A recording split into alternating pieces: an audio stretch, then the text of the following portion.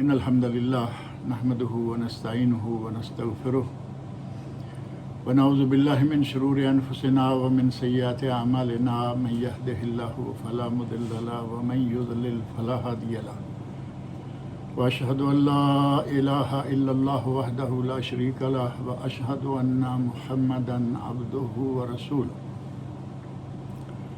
أما بعد فإن خير الحديث كتاب الله وخير الهدي هدي محمد صلى الله عليه وسلم وشر الأمور محدثاتها وكل محدثة بدعة وكل بدعة ضلالة وكل ضلالة في النار رب اشرح لي صدري ويسر لي أمري واحلل عقدة من لساني يفقهوا قولي رب أعوذ بك من همزات الشياطين وأعوذ بك رب أن يحضرون أعوذ بالله السميع العليم من الشيطان الرجيم فليحذر الذين يخالفون عن أمره أن تصيبهم فتنة أو يصيبهم عذاب أليم۔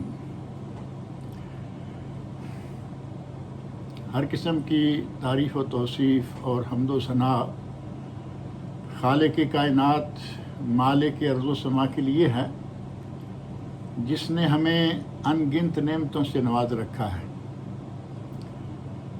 قرآن کریم کے 2 مقامات پر اللہ رب العزت نے ارشاد فرمایا ہے وَإِن تَعُدُّوا نِعْمَتَ اللَّهِ لَا تُحْصُوهَا، کہ اگر تم اللہ کی نعمتوں کو گننا بھی چاہو تو گن نہیں سکتے، یعنی لا انتہا اور لا تعداد نعمتیں،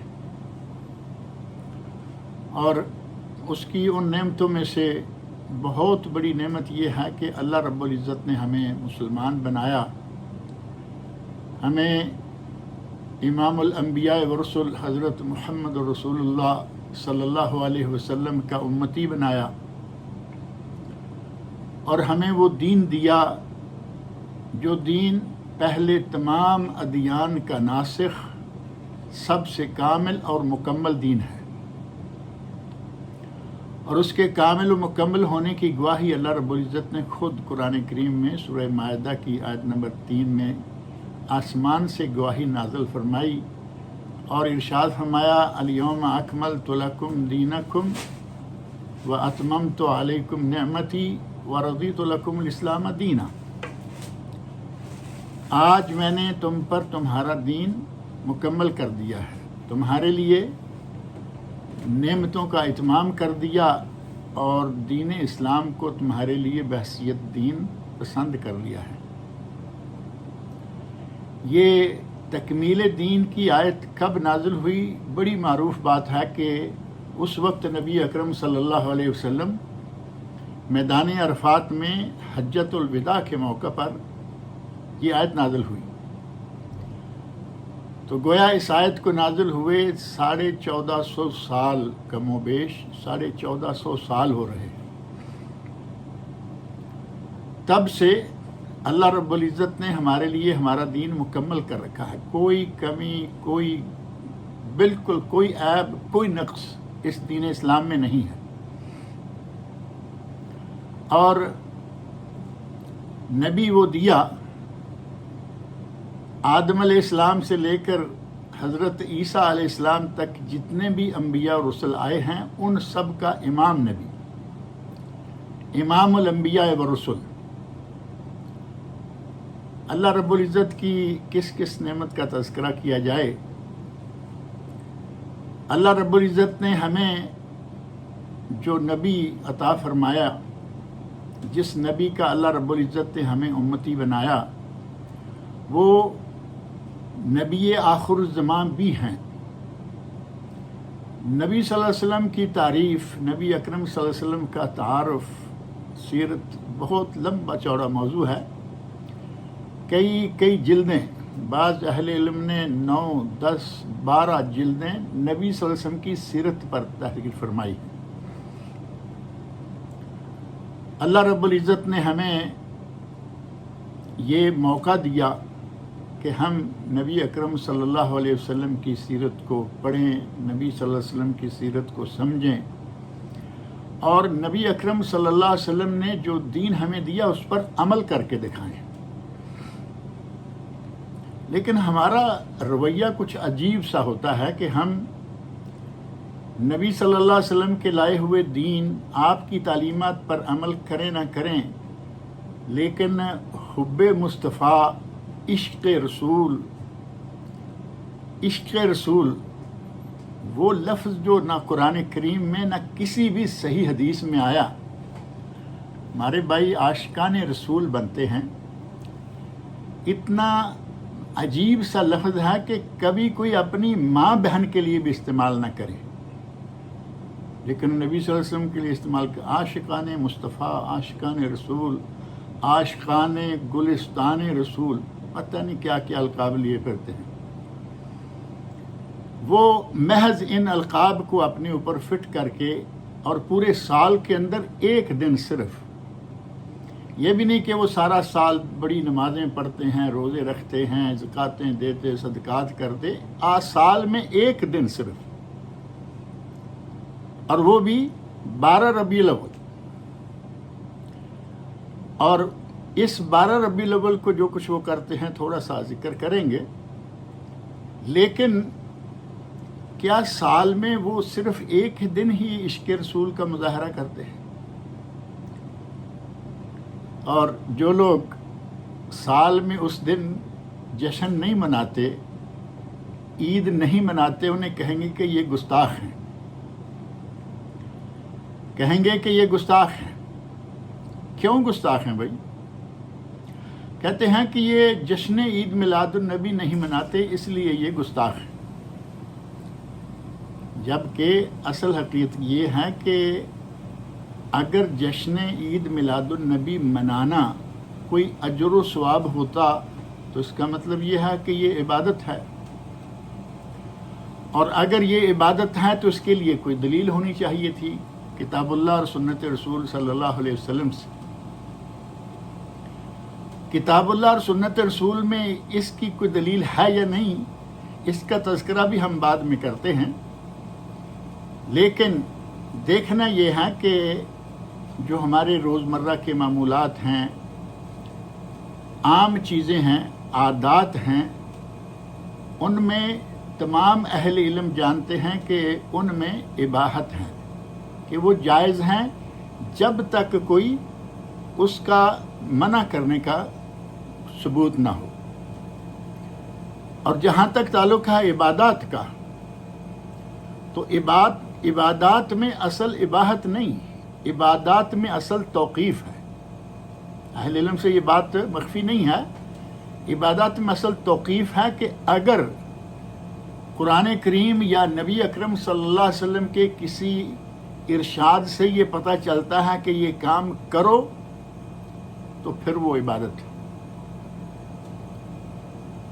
اگر قرآن کریم میں یا نبی اکرم صلی اللہ علیہ وسلم کے ارشادات سے اس جشن کی کوئی دلیل مل جاتی تو عبادت ہوتی۔ یہ سب لوگ کرتے ہیں، جو نہیں کرتے وہ بھی کرتے، یقیناً کرتے، لیکن وہ نہیں۔ اب یہ جشن جو ہے اس کی حیثیت کیا ہے؟ بلکہ جشن کی حیثیت تک جانے سے پہلے زیادہ بہتر لگتا ہے کہ یہ دیکھیں کہ جشن یہ منایا جا رہا ہے، یہ نبی صلی اللہ علیہ وسلم کا یوم ولادت ہے یا یوم وفات ہے۔ حضرت ابو قتادہ رضی اللہ عنہ، صحیح مسلم میں حدیث ہے، فرماتے ہیں ان رسول اللہ صلی اللہ علیہ وسلم سئل عن صوم الاثنین، نبی صلی اللہ علیہ وسلم سے پوچھا گیا کہ آپ پیر کا روزہ رکھتے ہیں تو اس کی کیا وجہ ہے؟ تو آپ نے ارشاد فرمایا فیہ ولدت و فیہ انزل علیہ، پیر کے دن، منڈے یا سوموار، اس دن میں پیدا ہوا اور اسی دن مجھ پر وحی کا آغاز ہوا، وحی نازل ہوئی۔ پہلی بات یہ کہ نبی صلی اللہ علیہ وسلم کا یوم ولادت پیر کا دن تھا، ہفتے کے 7 دنوں میں سے پیر کا دن۔ اور مہینہ کون سا تھا؟ امام ابن کثیر رحمۃ اللہ علیہ کہتے ہیں کہ جمہور اہل علم کے نزدیک مہینہ ربیع الاول کا تھا۔ نبی صلی اللہ علیہ وسلم کی ولادت کا مہینہ ربیع الاول، اور سال کون سا تھا؟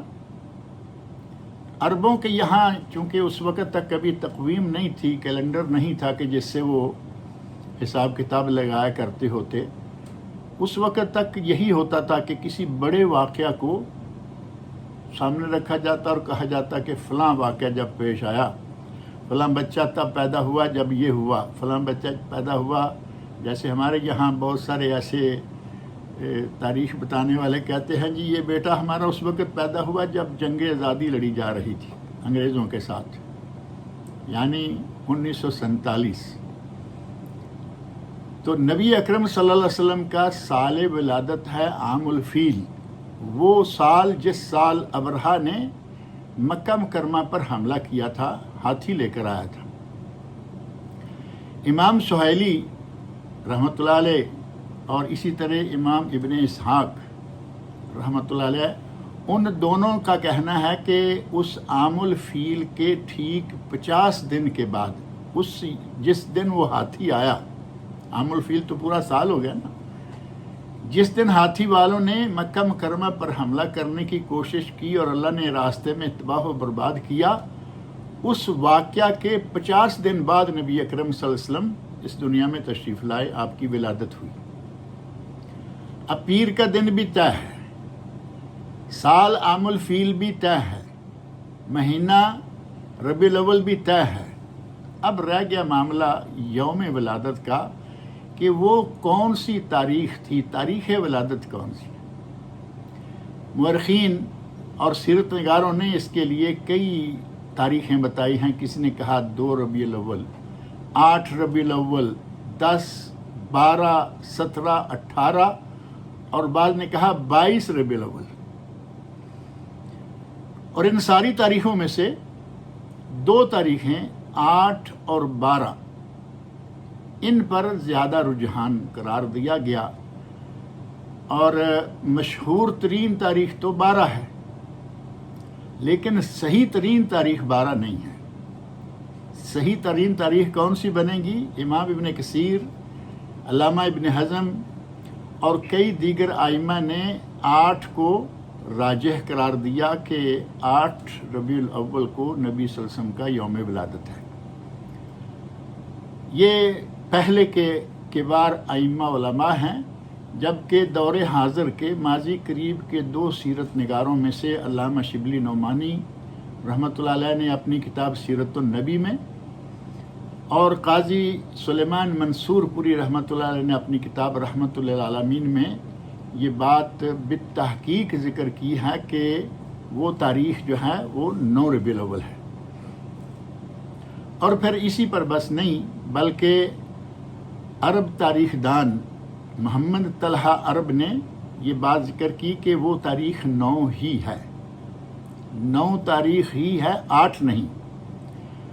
اور معروف مصری ماہر فلکیات اور حیات دان محمود پاشا فلکی، اس نے ریاضی کے حساب سے ذائچے بنا کے مختلف انداز اختیار کرتے ہوئے اور نبی اکرم صلی اللہ علیہ وسلم کے لخت جگر حضرت ابراہیم رضی اللہ عنہ کی وفات کے دن سورج گرہن لگنے کو سامنے رکھتے ہوئے انہوں نے جو اپنی طرف سے تحقیقات پیش کی، اس اعتبار سے بھی صحیح ترین تاریخ ولادت 9 ربیع الاول ہے، جو عیسوی حساب سے 20 اپریل 571 عیسوی بنتی ہے. یہ ہے تاریخ ولادت مصطفیٰ صلی اللہ علیہ وسلم. جبکہ 12 ربیع الاول معروف تو ہے تاریخ ولادت، لیکن معروف نہیں، وہ صرف معروف ہے، صحیح نہیں، صحیح 9 ہے. لیکن معروف اور بالتحقیق طے شدہ بات ہے کہ نبی صلی اللہ علیہ وسلم کی وفات 12 ربیع الاول کا ہے. نبی صلی اللہ علیہ وسلم کی وفات کا دن جو ہے یا تاریخ وہ 12 ربیع الاول ہے. اور جو تھوڑے بڑی عمر کے لوگ ہیں وہ جانتے ہیں کہ یہ ربیع الاول، جشن، عید، میلاد، یہ الفاظ پہلے شروع میں تھے نہیں. لوگ کہا کرتے تھے 12 وفات. 12 ربیع الاول آئی 12 وفات کے نام سے کہا کہ نبی صلی اللہ علیہ وسلم کے لیے کچھ درود پڑھو، نبی صلی اللہ علیہ وسلم کے لیے کوئی مولود پڑھو، نبی صلی اللہ علیہ وسلم کے لیے کوئی نہ کوئی نعت، کچھ ایسا کرتے تھے، یعنی معمولی سا سلسلہ ہوتا تھا۔ اب یہ جو کہتے ہیں کہ جو عید میلاد نہیں مناتے یہ گستاخ ہیں، انہیں اللہ کے نبی صلی اللہ علیہ وسلم سے کوئی محبت نہیں ہے، تو ان کے لیے اور جو نہیں مناتے ان کے لیے، ان سب کے لیے قرآن کریم میں اور نبی اکرم صلی اللہ علیہ وسلم کے ارشادات میں کچھ ایسے بہترین اصول ہیں کہ اگر انہیں سامنے رکھا جائے تو آج جو صورتحال بنی ہوئی ہے، ایک جشن کی طرف کھینچ رہا ہے، دوسرا پیچھے کی طرف کھینچ رہا ہے، اگر ہم ان قرآنی اصولوں کو سامنے رکھیں تو اس کی نوبت ہی نہیں آتی۔ اور وہ قرآنی اصول کیا ہیں؟ سب سے پہلی بات یہ کہ اللہ رب العزت نے ارشاد فرمایا ہے قرآن کریم میں کہ تنازعات کو، اختلاف کو، تنازعات کو ہوائی نہ دو، ان کو نہ اٹھاؤ، ان کے پیچھے نہ لگو، اور آپس میں باہم گتھم گتھا ہونے کی بجائے اتفاق سے رہو، تنازع کو سامنے نہ لاؤ تاکہ کہیں اجتماعی قوت جو ہے امت کی وہ ضائع نہ ہو جائے۔ سورۃ الانفال کی آیت نمبر 46 میں اللہ رب العزت نے ارشاد فرمایا ہے اطیعوا اللہ و رسولہ، اللہ کی اور اس کے رسول کی اطاعت کرو، ولا تنازعوا، اور تنازع میں نہ پڑو، جھگڑوں میں نہ آؤ، فتفشلوا، ناکام ہو جاؤ گے، وتذھب ريحكم، اور تمہاری ہوا اکھڑ جائے گی، کمزور پڑ جاؤ گے، واصبروا، اور صبر سے کام لو، ان اللہ مع الصابرین، اللہ صبر کرنے والوں کے ساتھ ہے۔ پہلی بات یہ کہ جھگڑوں میں پڑنا نہیں چاہیے، نہ اس کو گستاخ قرار دو، نہ اس کو محبوب مصطفیٰ قرار دو، اللہ کے دین پر عمل کرتے رہو۔ اللہ تعالیٰ جانتا ہے کہ کون محبوب مصطفیٰ ہے اور کون گستاخ مصطفیٰ ہے۔ اور دوسرا جو اصول دیا اس سلسلہ میں کہ ہم چونکہ انسان ہیں اور اہل علم میں بھی اختلاف رائے ہوتا ہے، اجتہادی امور میں خاص طور پر ہو جاتا ہے، اور اگر کبھی اختلاف ہو ہی جائے، اول تو اختلاف کو ہوا نہ دو، اگر کبھی اختلاف ہو ہی جاتا ہے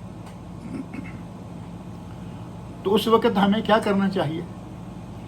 نبی اکرم صلی اللہ علیہ وسلم کو ہم اپنا حکم، ہم اپنا فیصلہ کرنے والا قاضی اور جج، دنیا میں نبی اکرم صلی اللہ علیہ وسلم کو جج مان لیں اور آسمان والے رب کو جج مان لیں، اللہ اور اس کے رسول صلی اللہ علیہ وسلم کی عدالت میں فیصلہ لے جائیں، وہاں سے جو فیصلہ ہو جائے گا الحمدللہ۔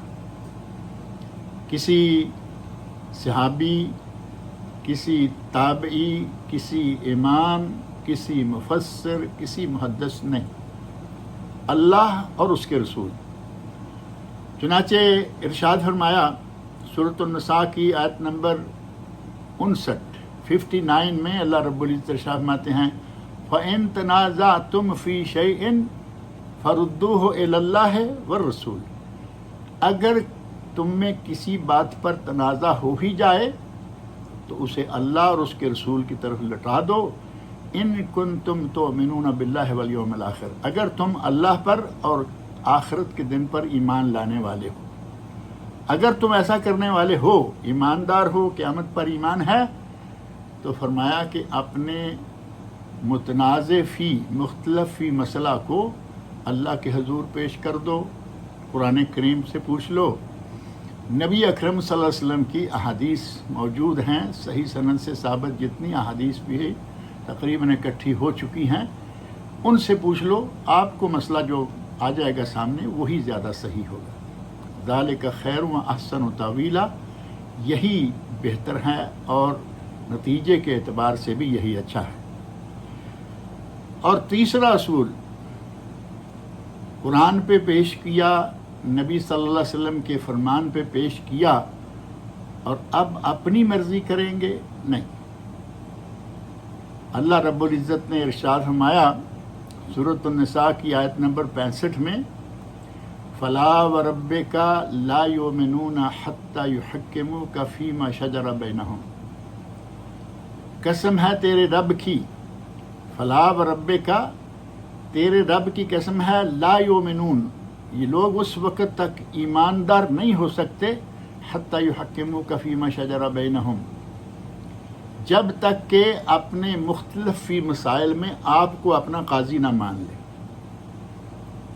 قاضی مان لیا، فیصلہ نبی صلی اللہ علیہ وسلم نے صادر فرما دیا، ثم لا یجدوا فی انفسہم حرجا مما قضیت ویسلموا تسلیما، اور جب آپ فیصلہ کر دیں تو اس کے بعد ان کے پاس کوئی اور چارہ نہ رہے سوائے اس کے کہ وہ اسے قبول کر لیں، ویسلموا تسلیما آپ کے فیصلے کے سامنے سر تسلیم خم کر لیں۔ قرآن آ جائے اور نبی اکرم صلی اللہ علیہ وسلم کا ارشاد آ جائے، نبی فیصلہ صادر فرما دیں، اب ہمیں یہ نہیں کرنا چاہیے کہ دیکھیں گے، سوچیں گے اور فلاں ایسے کہتا ہے۔ اللہ کے رسول کا فیصلہ، اور جب تک آپ اللہ کے رسول کو اپنا قاضی نہیں مان لیتے آپ کا تو ایمان خطرے میں ہے۔ اور پھر نبی صلی اللہ علیہ وسلم کے فیصلہ کر دینے کے بعد اس کو دیکھیں گے اس کا اختیار ہی نہیں رہتا۔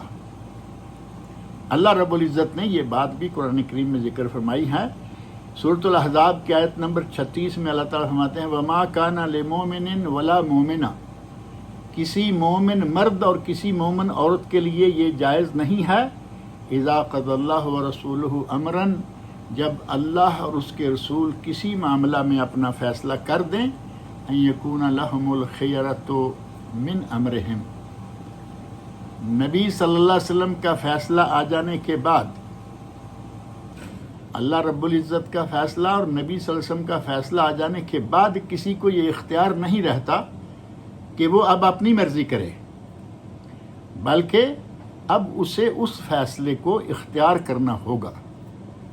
وَمَن يَعْصِ اللَّهَ وَرَسُولَهُ فَقَدْ ضَلَّ ضَلَالًا مُبِينًا، اگر اللہ رسول کا فیصلہ آ جانے کے بعد بھی اپنی مرضی کرتا ہے، اس فیصلے کو قبول نہیں کرتا، تو فرمایا کہ وہ بہت سخت گمراہی میں چلا گیا، یعنی وہ انتہائی درجے کا گمراہ شخص ہے۔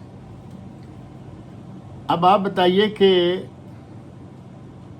نبی اکرم صلی اللہ علیہ وسلم نے، بلکہ صرف نبی صلی اللہ علیہ وسلم کے حد تک نہیں، ہم دیکھ لیں کہ قرآن کریم پہلے چونکہ اللہ رب العزت نے فرمایا اذا قضى اللہ ورسولہ، پہلے قرآن کریم کو دیکھ لیتے ہیں کہ کیا قرآن کریم میں اس عید میلاد کی کوئی گنجائش نظر آتی ہے کہیں سے بھی۔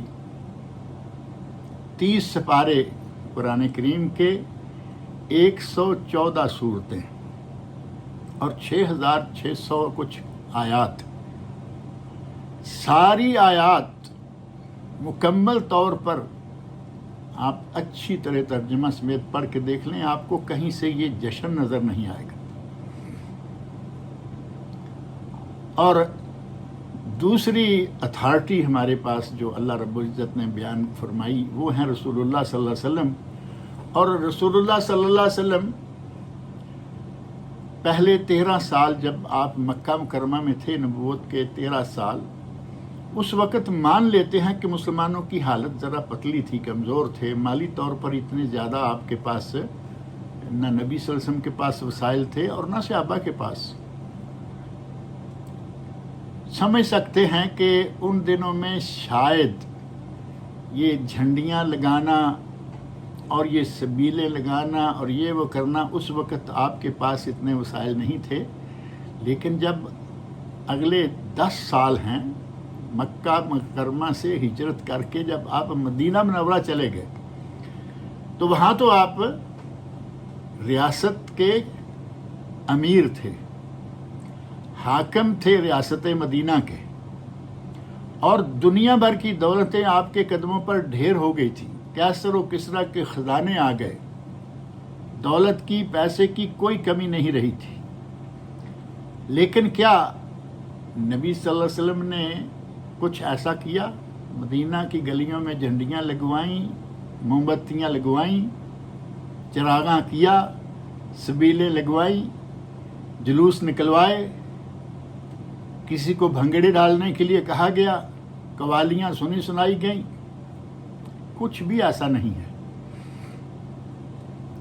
جبکہ اگر یہ نیک کام ہوتا، نیکی اور ثواب ہوتا، تو ہمارے نبی کو تو اللہ رب العزت نے ہمارے لیے ایک ایسی شخصیت بنا کر بھیجا تھا کہ ہمارے لیے اگر کوئی چیز مشقت کا باعث ہو، آپ کو وہ ناگوار گزرتی، اور جو چیز مومنوں کے لیے اچھی ہوتی وہ نبی اکرم صلی اللہ علیہ وسلم پسند فرماتے اور بیان کرتے، بتا کے جاتے، بتائی۔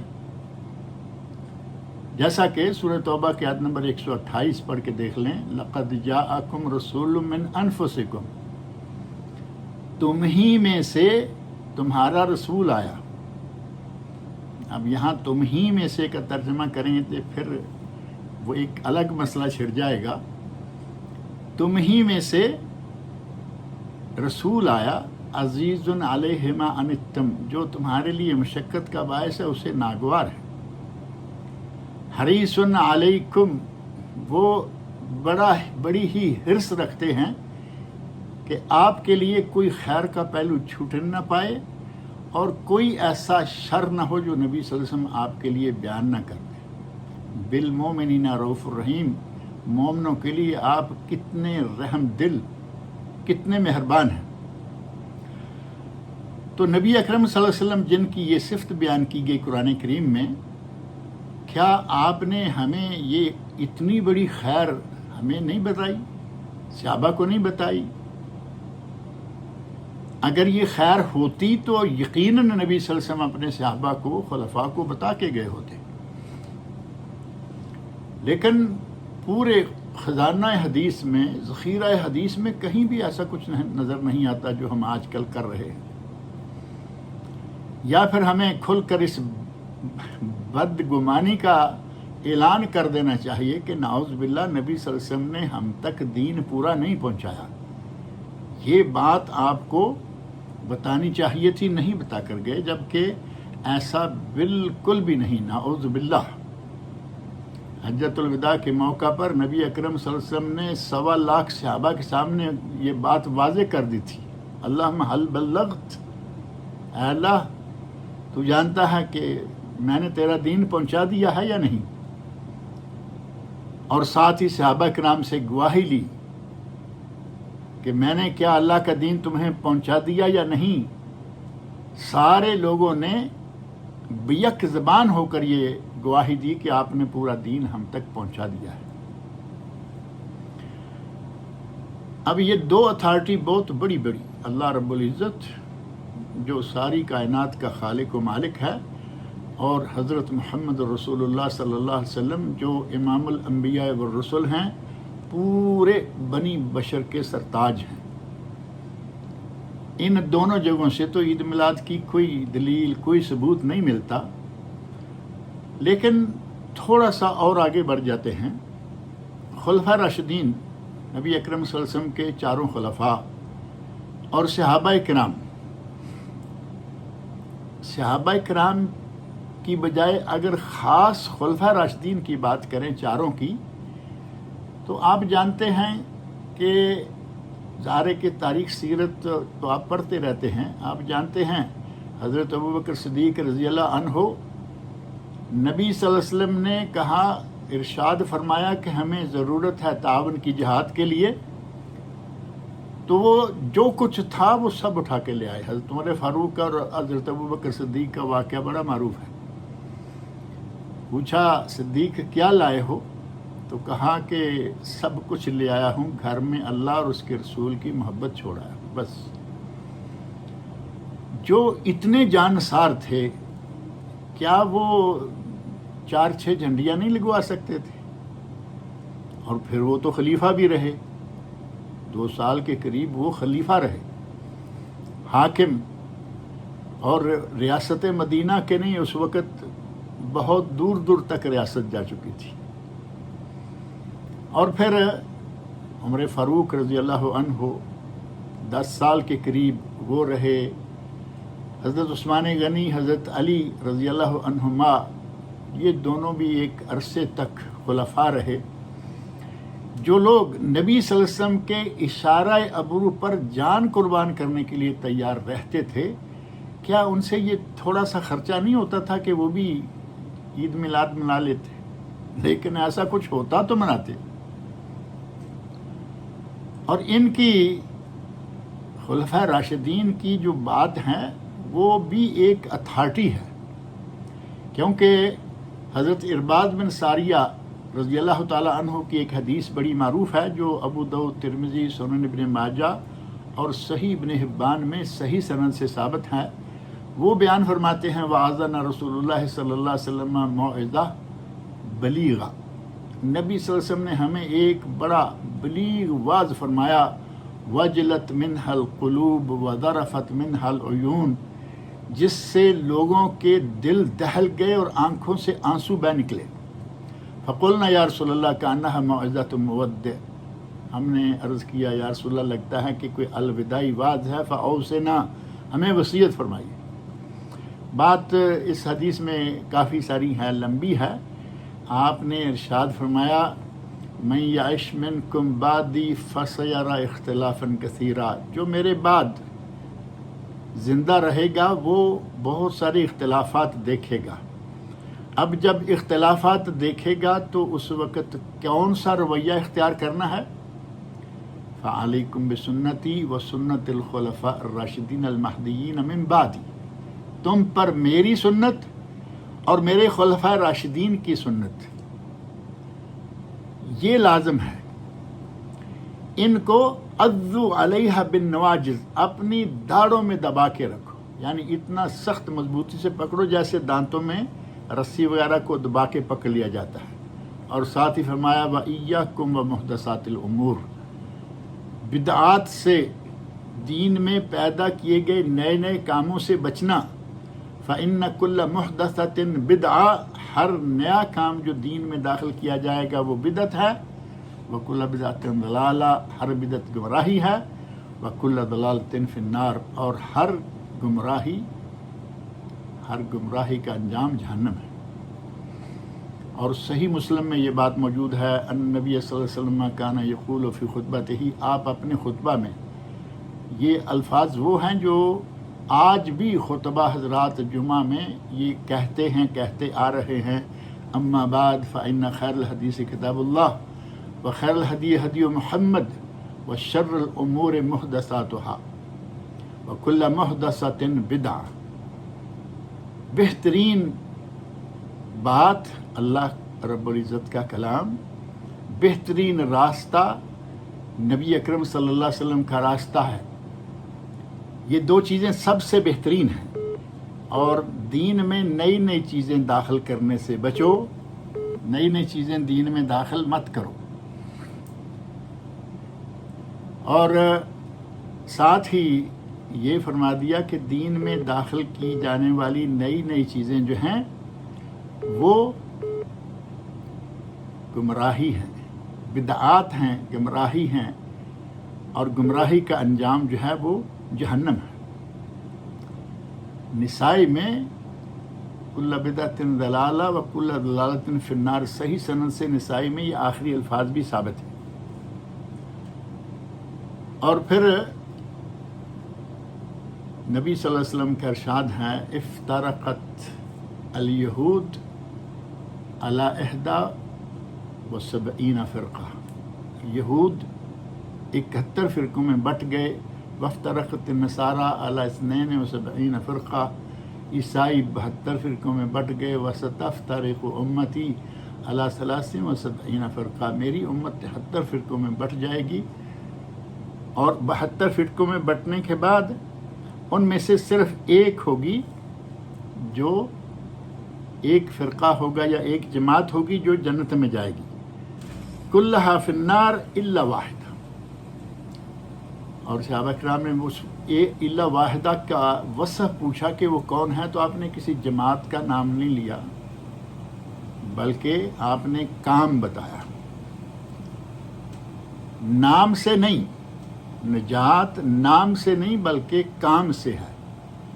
کہنے کو میں کہوں کہ میں اہل سنت والجماعت ہوں، اور سنت میرے قریب بھی نہ گزری ہو تو کہنے سے کیا ہوتا ہے؟ نام سے نہیں، نجات جو ہے وہ کام سے ہے۔ فرمایا من کان علی مثل ما انا علیہ اليوم واصحابی، اليوم کا لفظ بھی بعض روایت میں موجود ہے کہ جس پر آج میں اور میرے صحابہ ہیں، جس نے اسی عمل کو اختیار کیا وہ نجات پائے گا۔ باقی سمجھا جا سکتا ہے کہ وہ کہاں جائیں گے۔ بہرحال خلفاء راشدین میں سے کسی نے بھی یہ عید میلاد نہیں منائی، اگر انہوں نے منائی ہوتی تو ہمارے لیے بھی کیا مشکل ہوتی۔ جو لوگ عید میلاد مناتے ہیں اور وہ اگر کہیں کہ وہ مالدار ہیں تو یقیناً نہ منانے والوں میں بڑے بڑے مالدار لوگ موجود ہیں۔ کئی لوگ کہتے ہیں کہ اس وقت فلاں ملک بہت مالدار ہے، جبکہ آپ سب کے علم میں ہے کہ سعودی عرب اور یہ خلیج 6 کے 6 ملک خلیجی جو ہیں گلف کنٹریز، یہ سارے ہی بڑے مالدار ہیں ماشاءاللہ تبارک اللہ، لیکن کہیں عید میلاد نہیں ہوتی۔ مسئلہ یہ نہیں کہ ان لوگوں کے پاس شاید پیسے نہیں ہیں اس لیے ایسا ہے، اصل بات یہ ہے کہ یہ چیز ان کے نزدیک ثابت نہیں اور اصلاً ثابت ہے ہی نہیں، اسی لیے نہ اللہ نے حکم دیا، نہ رسول اللہ صلی اللہ علیہ وسلم نے منایا، نہ حکم دیا، نہ خلفاء راشدین نے یہ دن منایا، نہ حکم دیا، اور نہ ہی دیگر صحابہ نے، تابعین نے، تبع تابعین نے، اور اگر یہ کہیں کہ چاروں ائمہ جو ائمہ مجتہدین گزرے ہیں، امام ابو حنیفہ، امام مالک، امام شافعی، امام احمد بن حنبل رحمۃ اللہ علیہم اجمعین، چاروں میں سے کسی سے بتا دیں کہ انہوں نے کہا ہو کہ 12 ربیع الاول کو منانا ہے۔ اور اگر یہ پہلی جو 3 نسلیں ہیں یا 3 قرن ہیں، خیر القرون قرنی، صحیح بخاری مسلم کی حدیث ہے، بہترین زمانہ میرا زمانہ، یعنی نبی صلی اللہ علیہ وسلم اور صحابہ کا زمانہ، ثم الذین یلونہم، پھر اس کے بعد ان لوگوں کا زمانہ جو ان کے بعد آئیں گے، ثم الذین یلونہم، اور اس کے بعد پھر ان کا زمانہ جو ان کے بعد آئیں گے، صحابہ، تابعین، تبع تابعین، یہاں تک ہے جو خیر القرون ہے۔ خیر القرون سے اس کا کوئی ثبوت نہیں ملتا، اور اس کا ثبوت اگر ملتا ہے تو کب ملتا ہے؟ 7ویں صدی میں سن 625 ہجری میں آ کر۔ آپ اندازہ کریں کہ جو کام پہلے 600 سال، 625 سال سنت نہیں رہا، اجر نہیں رہا، ثواب نہیں رہا، اور وہ کوئی شرعی چیز نہیں رہی، وہ 625 سال کے بعد آ کے کیسے دین ہو گئی؟ اس بات پہ اگر تھوڑی سی توجہ دی جائے تو آدمی آسانی کے ساتھ سمجھ سکتا ہے۔ اور پھر یہ جو چیز آج کل ہمارے یہاں یہ بڑے زور شور سے کچھ لوگ نہیں بلکہ بے شمار لوگ اس ڈگر پر چل رہے ہیں، یہ عجیب قسم کی چیز ہے کہ پہلے جب فاطمیوں نے، مصری فاطمیوں نے اس کا آغاز کیا تو وہ اس انداز سے نہیں تھا جو آج ہمارے پاک و ہند میں خاص طور پر ہو رہا ہے، اس انداز میں نہیں تھا، اور پھر اس کو ایک ترقی دے کر محمد بن قاسم معروف شخصیت ہے، ایک بہت بڑا جرنیل اسلام کا گزرا ہے، ان کے بہنوئی مظفر الدین کوکبری جو موصل عراق کا شہر ہے، اس کے قریب اربل علاقہ تھا یا شہر تھا، اس کا یہ گورنر تھا، امیر تھا۔ اس نے یہ سلسلہ جو ہے اس میں کافی ترقی کی۔ اس کے بارے میں یہ بات موجود ہے، امام ابن کثیر اور دیگر مورخوں نے لکھا ہے کہ وہ بھانڈ مراسیوں کی طرح بھانڈ مراسی جمع کرتا اور ان کے ساتھ جھومتا، ناچتا، راگ رنگ اور کیا کیا کچھ وہ نہیں کرتا تھا۔ اس نے عید میلاد کا جو اصل پہلا فاطمیوں والا رنگ تھا وہ بھی بدل دیا، اور یہ ہر سال کی ترقی پذیر چیز ہے۔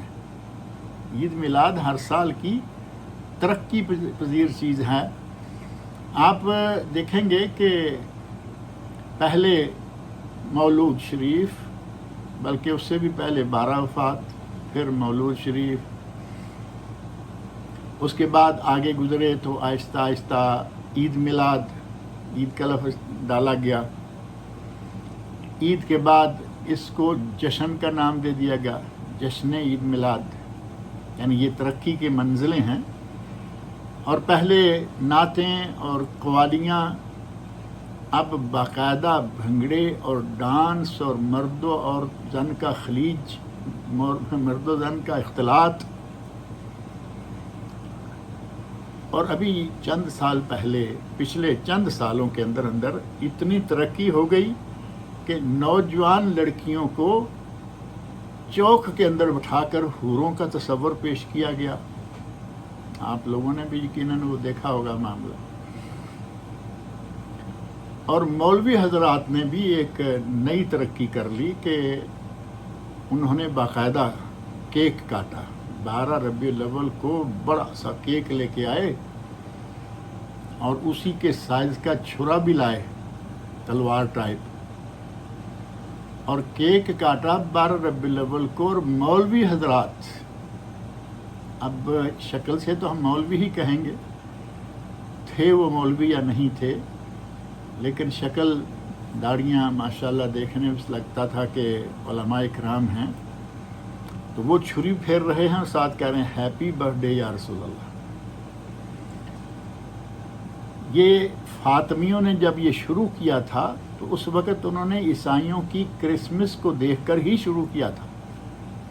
اور آپ اندازہ کریں کہ کہاں 600 سال پہلے یہ کام شروع ہوا تھا اور اب آ کے یہاں تک پہنچ گیا ہے کہ جو عیسائیوں کی ایک آخری کرتوت ہے نا، کیک کاٹنا برتھ ڈے پر، وہ ہمارے مولوی حضرات نے بھی کر دکھایا ہے. یہ ترقی پذیر قسم کا کام ہے. اور اس کام کو مظفر الدین کوکبری کے زمانے میں ایک مولوی صاحب نے اس کا فتویٰ دیا تھا، ابو الخطاب ابن دہیہ. اس نے ایک کتاب لکھی تھی التنویر فی مولد البشیر النذیر. اس میں کہا کہ یہ عید میلاد منانی چاہیے، عید میلاد جائز ہے. اور اس رسالہ پر 1000 دینار اسے مظفر نے دیا تھا انعام کے طور پر، کہ تو نے میری بات کو دلائل کے ساتھ ثابت کر دیا. اور دلائل آپ جانتے ہیں، مرزائی سے پوچھو، اس کے پاس مرزا قادیانی کے نبی کے ہونے کے دلائل موجود ہیں. یہ دوسری پارٹی جو سارا سال پیٹتی رہتی ہے، اپنا رزق روزی ہی انہوں نے پیٹنے پہ رکھا ہوا ہے، وہ دلائل رکھتے ہیں. ہندو کے پاس جاؤ، سکھ کے پاس جاؤ، دلائل کس کے پاس نہیں ہے. بہرحال یہ تفصیل جو ہے البدایہ والنہایہ امام ابن کثیر میں دیکھی جا سکتی ہے. یہ ابن دہیہ کیا تھا؟ کبار علماء کرام نے اس کے بارے میں لکھا تھا کہ کذاب ہے، ناقابل اعتبار ہے، غیر صحیح النسب ہے، بے تکی ہانکنے والا اور فضول باتیں کرنے والا شخص تھا. اب جس آدمی کی یہ حالت ہے، آپ سمجھ سکتے ہیں کہ اس نے کیا لکھا ہوگا اور کیا نہیں دیا ہوگا. بہرحال البدایہ ابن کثیر اور لسان المیزان، ان کتابوں میں اس صاحب کے بارے میں تفصیلات جو ہیں وہ دیکھی جا سکتی ہیں. اب تھوڑی سی بات جو ہے یہ بھی کر دیں کہ یہ دلائل جو دیتے ہیں ان میں کیا کچھ ہے. سارے جو باتیں یہ لکھتے ہیں، کہتے ہیں، وہ تو ظاہر کہ ممکن نہیں ہے ایک درس میں، لیکن کچھ مشت نمونہ خروارے صحیح کہتے ہیں کہ اگر یہ تم لوگ کہتے ہو کہ یہ بدعت ہیں، اگر یہ بدعت ہیں تو یہ بدعت حسنہ ہے. یعنی حضرت عمر فاروق رضی اللہ عنہ کے وہ الفاظ جو ہے نا، نعمت البدعۃ ھذہ، تراویح کی جماعت انہوں نے شروع کرائی اپنے زمانے میں. کہا کہ ایک 2 4 لوگ مل کے پڑھتے، ایک امام پہ اکٹھے ہو کے پڑھو. کہتے ہیں کہ انہوں نے کہا نعمت البدعۃ ھذہ. پہلی بات یہ ہے کہ تراویح کو بدعت کہنا، بدعت اصلی جو ہے وہ تو ثابت ہی نہیں اور جائز بھی نہیں، کیونکہ صحیح بخاری میں حدیث موجود ہے. ام المومنین حضرت عائشہ صدیقہ رضی اللہ عنہا بیان فرماتی ہیں کہ نبی صلی اللہ علیہ وسلم نے تراویح کی جماعت کرائی، 1 دن 2 دن تیسرے دن، اور لوگ روز بروز بڑھتے گئے، اور پھر نبی صلی اللہ علیہ وسلم باہر تشریف نہیں لائے۔ دیکھا کہ لوگ بڑھ رہے ہیں، آپ تشریف نہیں لائے، اور تشریف نہ لانے کا سبب کیا تھا؟ فرمایا خشیت ان تفرض علیکم فتعجزوا عنہا، میں ڈر گیا کہ اگر یہ ہم نے مسلسل آپ کو پڑھائی تراویح تو یہ کہیں تم پر فرض نہ ہو جائے اور تم عاجز آ جاؤ، نہ پڑھ پاؤ۔ نبی صلی اللہ علیہ وسلم رحمت للعالمین تھے، آپ نے دیکھا کہ یہ ایک اضافی کام جو صرف رمضان میں ہو اور وہ بھی پورا مہینہ مسلسل جماعت سے ہو، تو شاید میرے اس طرح کرنے سے یہ واجب نہ ہو جائے، فرض نہ ہو جائے، لہذا آپ نے جماعت کروانا چھوڑ دیا۔ حضرت ابوبکر صدیق رضی اللہ عنہ کے زمانہ میں کچھ ایسی صورتحال نہیں بنی کہ وہ کچھ کرتے۔ حضرت عمر فاروق رضی اللہ عنہ کا زمانہ آیا تو انہوں نے سوچا کہ اب فرض ہونے والا معاملہ تو ختم ہو گیا، نبی صلی اللہ علیہ وسلم دنیا سے تشریف لے گئے، اب تو یہ فرض نہیں ہو سکتی، کیونکہ آپ پر تو وہی اترتی تھی اور آسمان و زمین کا ایک تعلق اور رابطہ قائم تھا، وہ رابطہ منقطع ہو چکا ہے، لہذا کہا کہ تم لوگ با جماعت پڑھا کرو جیسے نبی صلی اللہ علیہ وسلم نے شروع فرمایا تھا۔ حضرت ابی بن کعب رضی اللہ عنہ اور حضرت تمیم داری رضی اللہ عنہ، ان دونوں صحابہ کو آپ نے 2 مساجد میں مقرر فرمایا اور کہا کہ یہاں تم امامت کراؤ، یہاں تم امامت کراؤ۔ اب جس کی امامت نبی صلی اللہ علیہ وسلم نے کروائی ہو اور ایک خدشہ کے تحت چھوڑی ہو، کیا اس کو دوبارہ شروع کروانے کو بدعت کہا جائے گا؟ عربوں میں یہ چیز مشاکلہ کہلواتی ہے، مشاکلہ یعنی شکلاً ملتا جلتا ہے لیکن اصلاً نہیں۔ اور اس کی مثال دیکھنا ہو تو وہ قرآن کریم کے الفاظ موجود ہیں، سورۃ البقرہ کی آیت نمبر 138، صبغۃ اللہ ومن احسن من اللہ صبغۃ، اللہ کا رنگ۔ اب آپ بتائیے کہ یہاں 2 مرتبہ اس آیت میں رنگ کا لفظ آیا ہے، تو کیا اس سے مراد اللہ کا رنگ ہی ہے؟ قطعاً نہیں، اور کوئی بھی نہیں مانے گا کہ اس سے مراد اللہ کا رنگ ہی ہے، اس سے مراد اللہ کا دین ہے۔ تو عربوں میں یہ چیز عام ہے، معروف ہے کہ وہ اس طرح کی چیزیں یا اس طرح کے الفاظ جو ہیں وہ بولتے ہیں۔ اسی اعتبار سے حضرت عمر فاروق کے الفاظ ہیں کہ ایک معاملہ رکا ہوا تھا، اب شروع ہو گیا ہے دوبارہ الحمدللہ۔ اب اس سے آگے ہٹیں گے تو کہیں گے جی حجاج بن یوسف کے زمانے سے پہلے قرآن کریم پر اعراب نہیں تھے، انہوں نے اعراب ڈالے تو کیا وہ بھی بدعت ہے؟ علماء کرام جانتے ہیں اور یقیناً بہت سارے لوگ بھی جانتے ہیں کہ اگر کوئی واجب کسی کام کے بغیر پورا نہ ہوتا ہو تو وہ کام بھی واجب ہو جاتا ہے، اور اس کے لیے جو اصول ہے ما لا یتم الواجب الا بہ فہو واجب، جس کے بغیر کوئی واجب پورا نہ ہوتا ہو وہ بھی واجب ہے۔ حجاج بن یوسف عرب تھا، لیکن اس کے باوجود اس میں لہن آ گیا تھا، صحیح الفاظ نہیں بول سکتا تھا، اور چونکہ اس زمانے میں بہت سارے لوگ، مختلف قومیں مسلمانوں میں شامل ہوئیں، مختلف زبانیں مسلمانوں میں شامل ہوئیں، مختلف ملک اور علاقے مسلمانوں میں اسلام میں داخل ہوئے، تو یہ لہن کا مسئلہ، الفاظ کی صحیح معنوں میں جو تلفظ یا آواز ہے وہ نہ بول پانا، یہ عام ہوتا جا رہا تھا۔ تو حجاج بن یوسف نے ایک اچھا کام کروایا، انہوں نے زیر زبر لگوا دیے۔ آپ ایمان سے کہیں کہ اگر زیر زبر نہ ہو تو ہم پاکستان، انڈیا، بنگلہ دیش، بلکہ عرب ملکوں کے علاوہ حتیٰ کہ عرب ملکوں میں بھی جو صحیح پڑھا لکھا نہیں ہے، صرف ناو نہیں جانتا، کیا یہ قرآن کریم پڑھ پاتے؟ نہ پڑھ پاتے۔ اور یہی وجہ ہے کہ جب اس کے بغیر پڑھ نہیں سکتے تھے تو یہ کام کروانا مصالح مرسلہ یہ ضروری تھا، ما لا یتم الواجب الا بہ فہو واجب. اور پھر یہیں پہ نہیں رکیں گے، کہیں گے کہ یہ مسجدوں کے منار، یہ تمہارا لاؤڈ اسپیکر، اور اگر کوئی مناظر ہوگا تو کہے گا یہ تمہارا چشمہ، یہ تمہاری گھڑی، یہ بھی بدعت ہے. عجیب بات یہ ہے کہ بدعت کے لفظ کو صحیح معنوں میں سمجھے ہی نہیں. بدعت ہے کیا؟ دین میں نیکی اور ثواب سمجھتے ہوئے کسی چیز کو شامل کرنا. اب گھڑی پہنی ہوئی ہے کہ ضرورت کے تحت، یہ کوئی نیکی اور ثواب سمجھ کے نہیں. چشمہ ضرورت کے تحت پہنا ہوا ہے، یہ نہ سنت سمجھ کے پہنا ہے نہ فرض.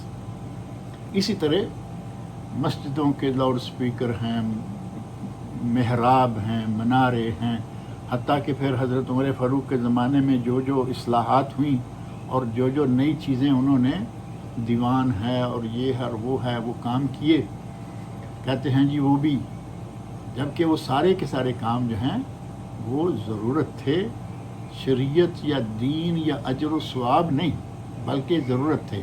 اور اس کے نتیجہ میں اسلام کو، مسلمانوں کو بہت سارے فوائد بھی ہوئے.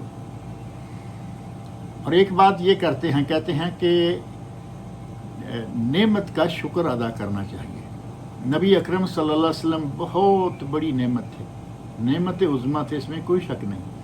لیکن نعمت کا شکر اس طرح کریں گے آپ؟ اللہ نے نعمت دی، رسول اللہ صلی اللہ علیہ وسلم کو ہمارا نبی بنایا، اور آپ بھنگڑے ڈالیں گے، قوالیاں جو میوزک سے بھرپور ہوتی ہیں وہ سنیں گے. نبی صلی اللہ علیہ وسلم نے پیر کو، جمعرات کو 2 دن کا روزہ رکھا. آپ اگر 12 تاریخ کو ہی مان لیتے ہیں، اگر 12 تاریخ کو ہی یوم ولادت ہے، تو آپ کہہ رہے ہیں کہ آپ نے پیر کا روزہ رکھا اور رکھا کرتے تھے. آپ کیا کرتے ہیں؟ نبی صلی اللہ علیہ وسلم نے روزہ رکھا اور آپ سبیلیں لگاتے ہیں. یہ جلوس، اس میں مرد و زن کا اختلاط، اور یہ ہیپی برتھ ڈے یا رسول اللہ، یہ ساری کی ساری چیزیں، یہ کون سا دین ہے جو آپ پیش کر رہے ہیں؟ صحابہ اکرام سے، خلفاء راشدین کے بعد تابعین، تبع تابعین، ائمہ اربعہ، کسی سے بھی یہ بات ثابت نہیں ہے کہ نعمت کا شکر اس طرح کیا جائے. اور پھر ہم پہ تو اتنی نعمتیں ہیں، جیسے میں نے شروع میں آیت پڑھی تھی، وَإِن تَعُدُّوا نِعْمَتَ اللَّهِ إِن تَعُدُّوا نِعْمَتَ اللَّهِ لَا تُحْصُوهَا. سورۃ النحل کی آیت نمبر 18 اور ابراہیم کی آیت نمبر 34، 2 مقامات پر. ہم پر اتنی اللہ کی نعمتیں ہیں کہ ہم گن نہیں سکتے. ہر نعمت کا شکر جلوس کی شکل میں ہوگا تو پھر کار جہاں ختم ہو جائے گا. نعمت کا شکر کرنے کے لیے ہمیں روزانہ مارکیٹ میں، بازار میں، گلیوں میں نکلنا پڑے گا. کس قسم کا یہ معاملہ ہے؟ کبھی کہیں گے کہ یوم عاشوراء کا روزہ، اس دن چونکہ موسیٰ علیہ السلام اور ان کی قوم کو اللہ رب العزت نے فرعون اور اس کے لشکر سے نجات دلائی تھی، تو اس خوشی میں انہوں نے روزہ رکھا تھا. ہم نبی صلی اللہ علیہ وسلم کی ولادت کی خوشی میں روزہ رکھا کہتے تو پھر چلو کچھ بات ہوتی کہ ہم اس خوشی میں روزہ رکھتے ہیں، وہ نہیں، سبیلیں لگائیں گے. ہمیں چاہیے کہ کچھ ہوش و حواس سے کام لیں. بس ایک بھیڑ ہے جو آ رہی ہے اور اس کے ساتھ لوگ ملتے جا رہے ہیں. اور ایک صاحب ہیں جنہوں نے یہ بات بیان کر دی، کہا کہ مسند بزار میں ایک روایت ہے جسے خود امام بزار نے ضعیف قرار دیا ہے. اس میں وہ کہتے ہیں کہ نبی صلی اللہ علیہ وسلم نے اپنے عقیقے کا ایک مینڈا ذبح کیا تھا. عقیقہ کہاں اور عید میلاد کہاں، بات کہاں سے کہاں کھینچ تان کے مسئلہ کہیں نہ کہیں سے ہم کچھ نہ کچھ لا کے ثابت کریں. ایک کام پہلے کر چکے ہیں، اب اس کو ثابت کرنے کے لیے ادھر سے ہاتھ پاؤں مارتے ہیں.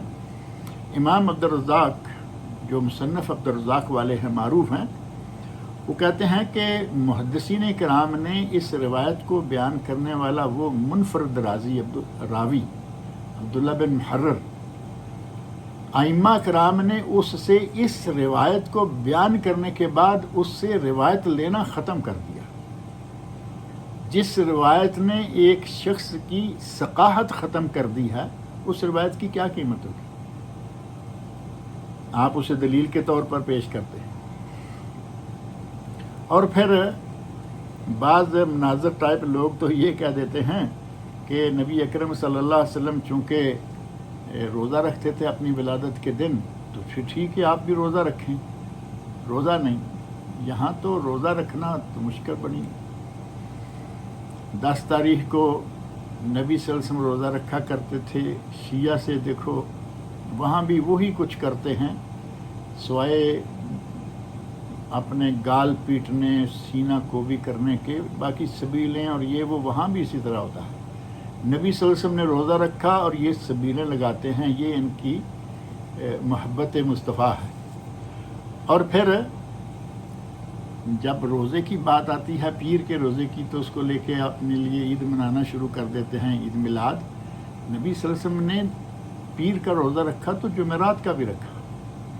اگر آپ نے صرف پیر کا رکھا ہوتا تو مان لیتے کہ شاید کوئی ایسی بات ہے۔ آپ نے 2 روزے رکھے اور ان 2 روزوں میں ولادت کا ذکر بھی فرمایا، اعطاء نبوت کا ذکر بھی فرمایا کہ مجھے پیر کے دن نبوت بھی ملی، اس دن میں پیدا بھی ہوا، اور ساتھ ہی پیر اور جمعرات ان 2 روزوں کو رکھنے کا سبب فرمایا کہ ان 2 دنوں میں بندوں کے اعمال اللہ کے حضور پیش ہوتے ہیں، اور مجھے یہ محبوب ہے، مجھے یہ پسند ہے کہ میرا عمل جب اللہ کے حضور پیش ہو تو میں روزے کی حالت میں ہوں۔